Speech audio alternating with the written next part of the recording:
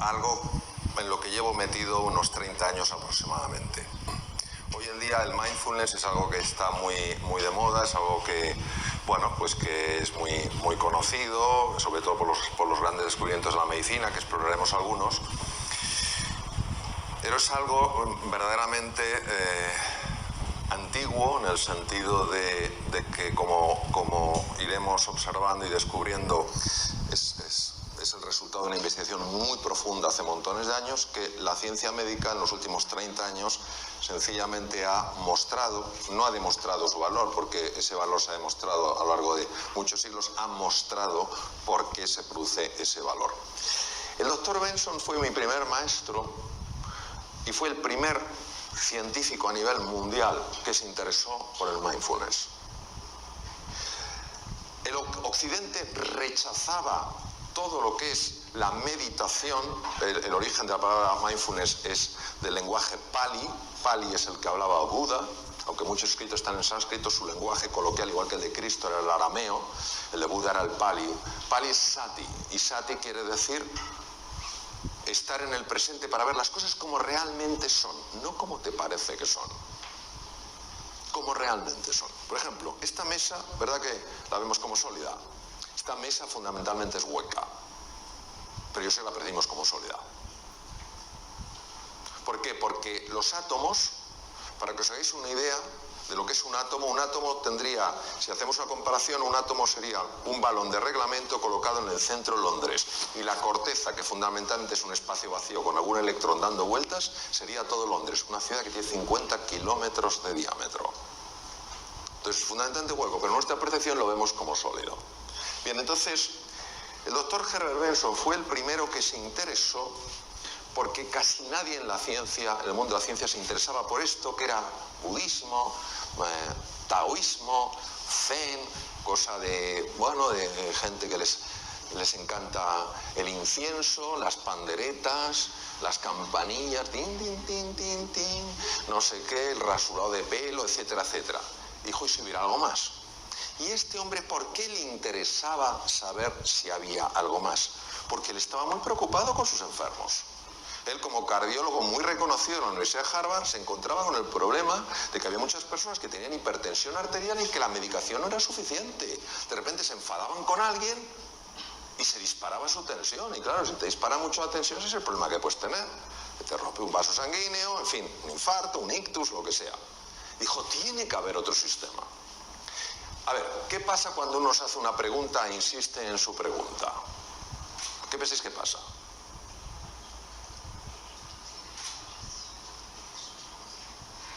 Que alguien diga algo, lo que sea, hasta ahora. ¿Qué pasa? Porque normalmente encuentras una respuesta, ¿no? Empiezas a buscar, preguntas, Teresa, ¿tú sabes la respuesta? Pues mira, Isabel lo sabe, José María lo sabe, no sé qué, has buscado, ahora dice, oye, ¿qué tal? Bueno, entonces este hombre empezó a buscar y se hizo la siguiente pregunta.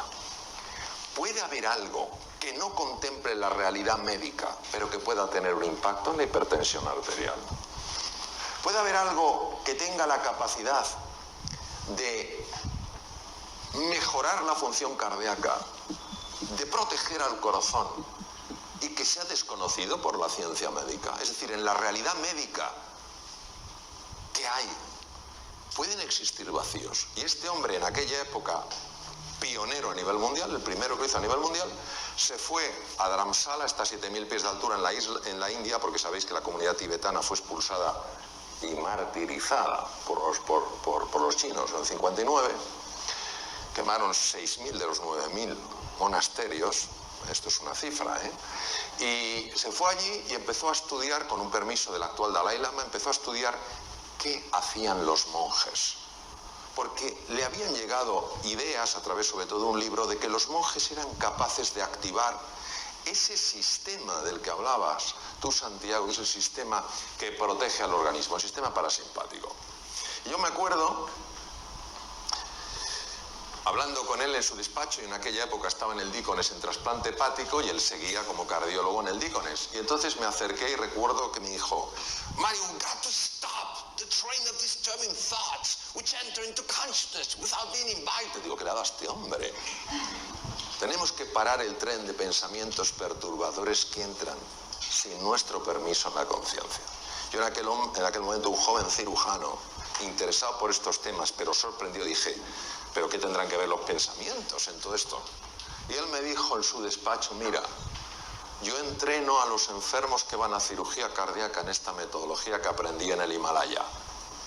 Y sabes el resultado, que cuando están en la UBI, inconscientes, intubados, su corazón tiene muchos menos problemas y muchas menos arritmias que si no se han entrenado. Y lo que les altera es la mente. Claro, este fue el primero que me puso una luz delante de los ojos y dijo, ¿de qué estamos hablando? Entonces empecé a tirar del hilillo, claro. Todos nosotros, cuando estamos cómodos, cuando estamos con buena salud, cuando estamos tal cual, bueno, pues la vida transcurre, discurre y fluye. Pero llega un momento en el que aparece algo que perturba nuestra vida, una tormenta. Puede ser de salud, puede ser un desengaño, puede ser una pérdida económica, puede ser mil cosas. Aparece una tormenta en nuestra vida. Y aquí entra un patrón reactivo típico del ser humano. Pero no del Homo sapiens sapiens, sino del Homo demens. De eso que decía el príncipe Gautama Siddhartha, Sakyamuni Buda, que teníamos perturbado. De eso que hablaba Lao Tzu, que no funcionaba bien en la mente. ¿Qué ocurre? Pues que emprendemos un proceso de enfrentamiento a eso que nos pasa. Nos enfadamos, nos ponemos de los nervios, empezamos a encogernos, a empequeñecernos, notamos como el estómago se hace un nudo, nos duele la cabeza, mil cosas. Esto es lo que el profesor Hanseli, de origen húngaro, llamaba la fase de resistencia. Es decir, o te irritas, eres un desgraciado por lo que me has hecho, es que o huyes o te haces chiquitín, te quedas bloqueado. Y el profesor Hanseli decía que esto, con el tiempo, te podía llegar a hacer enfermar.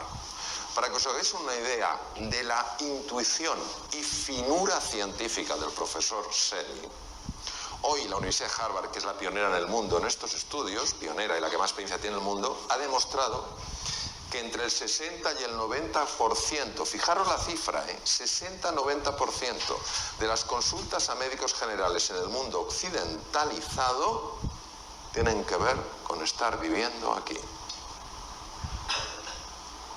Curioso que en 6 años de carrera, la carrera la hice en España, aunque luego la convalidación la hice en Estados Unidos, los 6 años de carrera nadie me dijo que la tensión emocional podía generar enfermedad.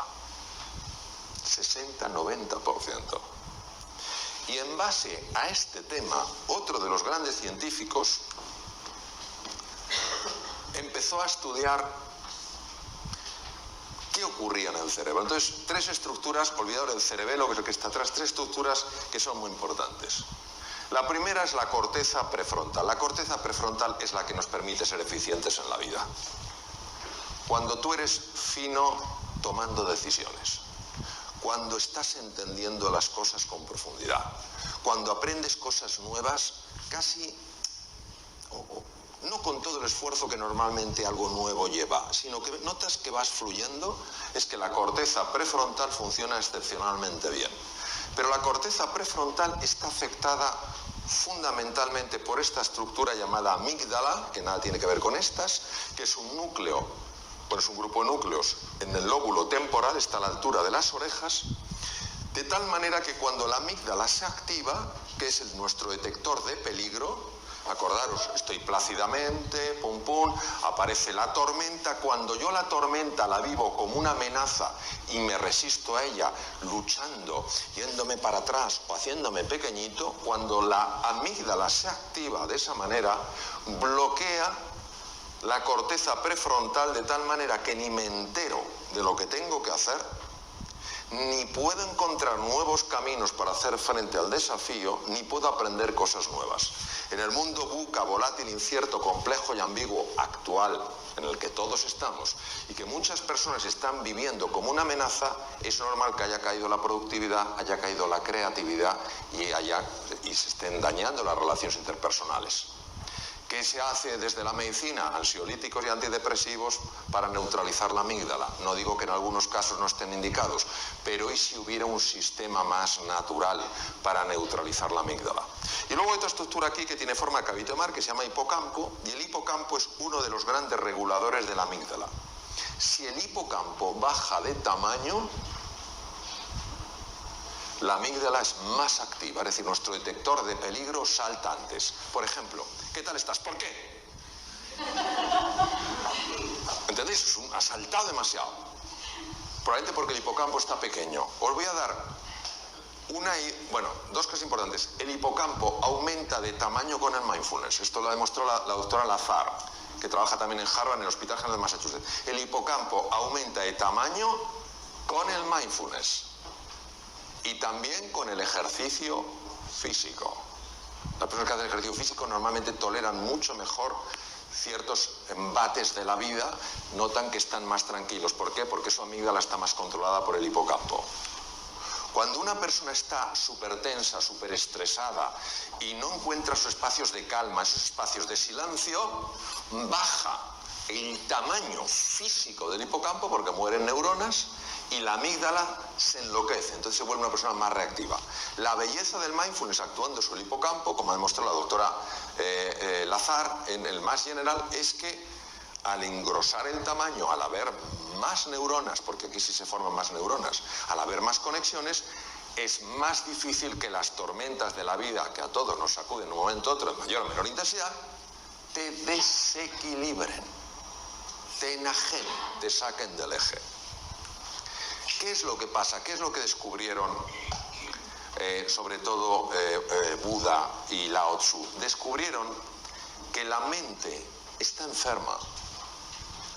Y como la mente está enferma, se impone al mundo real. El mundo real es uno, pero yo construyo un mundo mental que se superpone al mundo real y lo bloquea. Os pondré un ejemplo, porque si no esto es un poco raro. Hace 500 años el mundo ¿cómo era? ¿Plano o redondo? Alguien que es muy así dice, yo igual. Igual. Vamos, ¿quién piensa en todas las salas que hay? Que levante la mano quien piense que hace 500 años el mundo era plano. Muy bien. Que levante la mano quien piensa que el mundo era redondo. Muy bien. Vamos a ver. Es que todos tenéis razón. El mundo era redondo, siempre lo ha sido. Desde hace 10.000 millones de años la Tierra es redonda. No tiene forma de huevo. No es un plato, es redonda. Pero vivíamos como si fuera redonda. No, vivíamos como si fuera plana. El mundo real era redondo, el mundo mental era plano. ¿Cuál se impone? El mundo mental. Nadie, salvo Colón, se atrevió a cruzar aquello que era el límite. Y entonces, el que descubrió que el límite era el comienzo. Eso es exactamente lo que nos pasa. Entonces, en lugar de pensarlo en la Tierra plana, imaginaros cuando tú te miras en el espejo y no te gustas. Y dices, es que estás viendo Tierra plana. Lo siento, tú eres mucho más que lo que ves. O cuando ves damas a tu marido, dices, vaya tripa. Estás viendo Tierra plana. Tu marido es mucho más que eso. O cuando ves a tu mujer y dices, que llevo ya tanto tiempo con ella, estás viendo Tierra plana.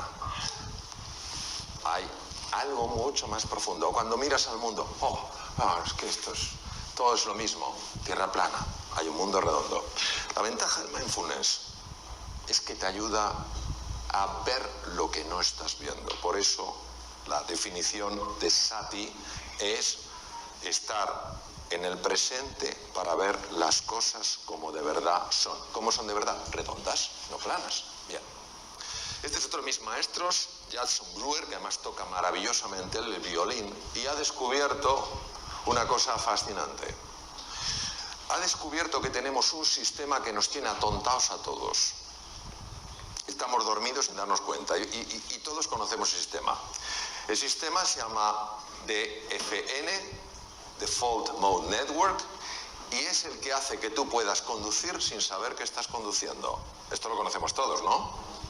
Pero dices, ¿sea posible? O sea, estoy pensando en 1000 cosas y sin embargo, como que el coche va solo, ¿sí? Pues que sepamos que esto aumenta significativamente la posibilidad de tener un accidente. Significativamente. ¿Por qué? Porque ¿dónde no estás? En el presente. ¿Dónde estás?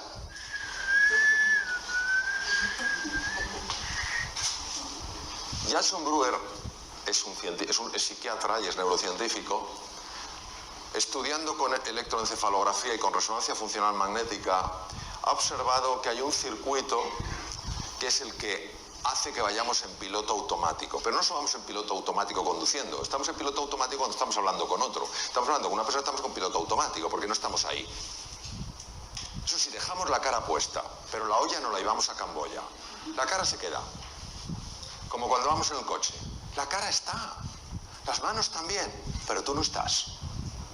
Y él se ha dado cuenta que con la práctica del mindfulness, es espectacular su trabajo, con la práctica del mindfulness se consigue reducir la intensidad de este circuito y activar otro circuito que es el más importante para ver las cosas como son y para tomar las decisiones que a ti te ayudan para salir adelante, para mejorar tu productividad, para ser más creativo, para ganar más dinero, para ser más cariñoso con los demás.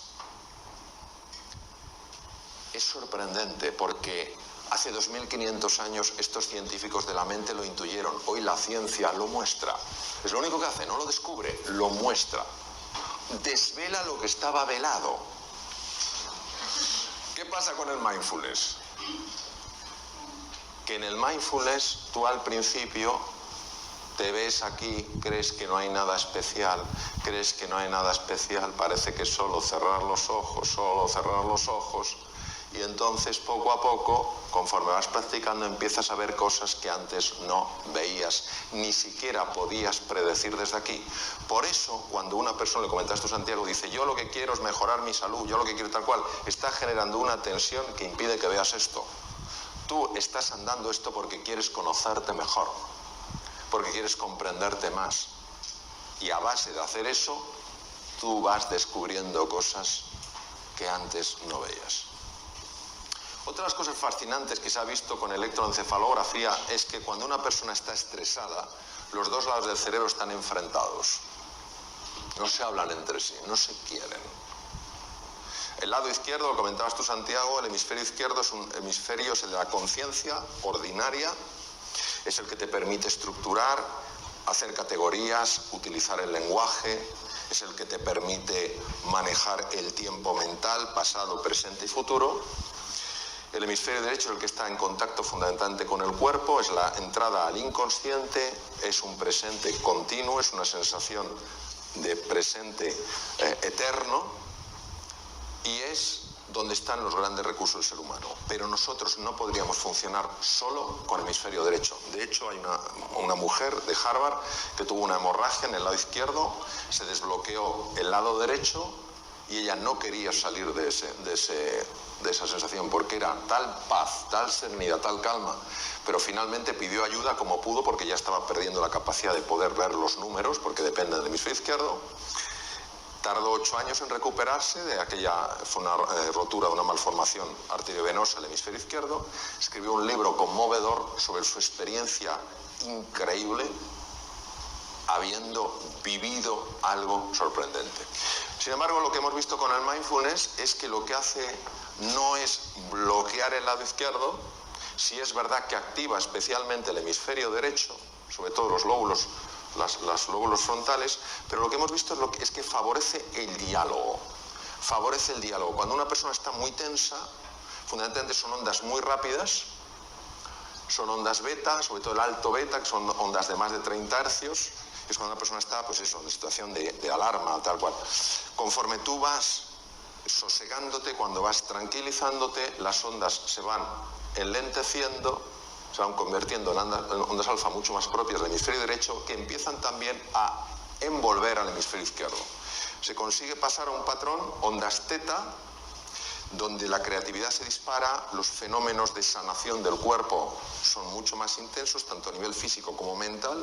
De hecho, se utiliza para sanar heridas de personas que algo les ocurrió en la infancia y que no saben lo que es, porque algo en nuestro interior tiene la capacidad de sanar, ya lo decía Hipócrates hace 2500 años, y al ritmo delta es un ritmo muy difícil de conseguir sin quedarte dormido, porque porque solo muy pocas personas lo hacen. Y los monjes muy entrenados, como mi querido amigo y maestro Mathieu Ricard, consiguen algo que se llama gamma, que muy poca gente en el mundo lo puede hacer, que es un tipo de onda que no se conocía que se pudiera producir. Y son personas que están absolutamente en el presente y absolutamente en calma.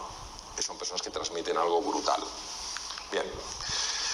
No voy a contar el concepto ontológico que hablabas. Ontología es la ciencia del ser, que es una parte de la metafísica. La metafísica se divide en ontología y teodicea. Entonces, sí voy a hablar de qué hacen los pensamientos. Los pensamientos son como olas en el mar.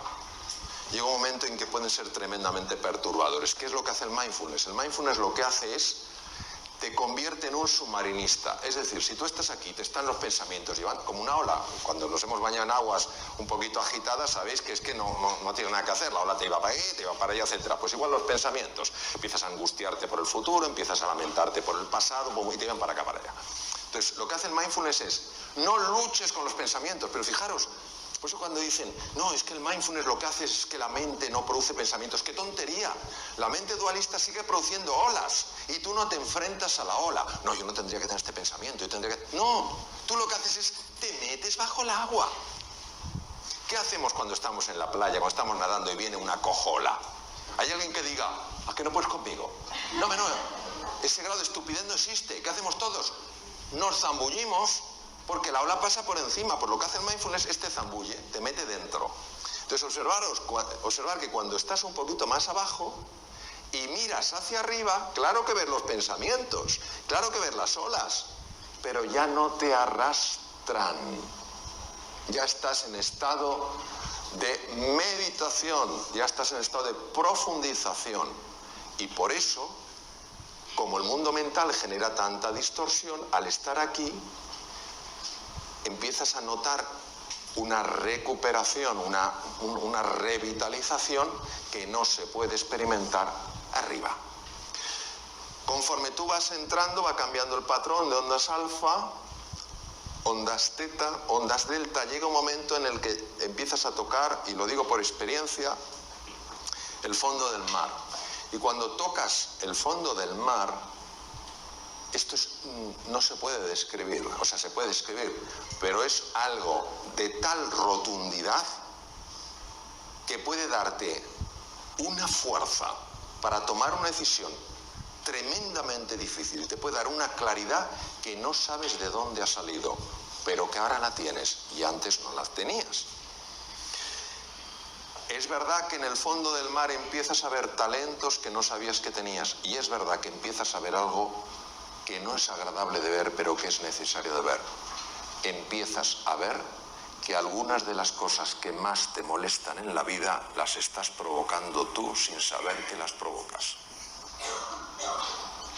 Porque nosotros somos todos muy hábiles viendo el efecto de las cosas, pero no viendo la causa. ¿Me entendéis a que sí? Cuando tú lo ves, ¿es una mala o una buena noticia? ¿Qué me decís? José, tú que eres un jurista de primer nivel mundial, ¿el desconocimiento de la ley te exime de su cumplimiento? No. Me decía, esperaba una pregunta más compleja. Me iba diciendo, más de mi nivel es lo que doy, José. Bien, pues lo mismo. Que tú no sepas que estás causando eso no evita que sigas experimentando los efectos de eso.